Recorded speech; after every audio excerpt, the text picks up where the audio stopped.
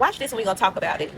What happens if you go 100 hours without food? Look, this is going to shock you, but I'm going to give you a timeline of what happens inside of your body when you go without food for 100 hours. Between the 0 to 14-hour mark of this we call fast, you're going to lower insulin and you're going to complete digestion. That's beneficial because lowering insulin helps you burn fat, and obviously it helps with your digestive system. Around the 16 to 17-hour mark of this fast, you start to ramp up a process called autophagy, where your cells start to repair and clean themselves. Once you hit that 24-hour mark, you start to reboot intestinal stem cells. So if you suffer with gas, bloating, indigestion, GERD, acid reflux, you start to see huge improvements around the 24-hour mark. 36 hours into this fast is when you enter this fat burning part of the fast, where you really start using fat cells for energy. Your body starts producing more ketones. You feel incredible. Now, as we continue, 48 hours in, you actually reset dopamine receptor sites in your brain. They're called D2 receptor sites. And so many people have dopamine resistance like they have insulin resistance. And when you're dopamine resistant, you might have mood issues, depression, things don't bring you joy. So resetting those receptor sites are incredible, and you get that around the 48-hour mark. As we move on, 72 hours in, your immune system completely reboots itself. And that's really important because so many people have autoimmune disease, they get sick often.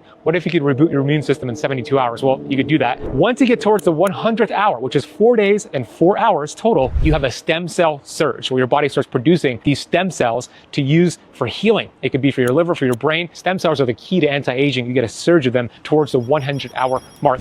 Fast regularly for a number of reasons: for weight loss, for cell repair, for body rejuvenation, to look better, to feel better, and for discipline.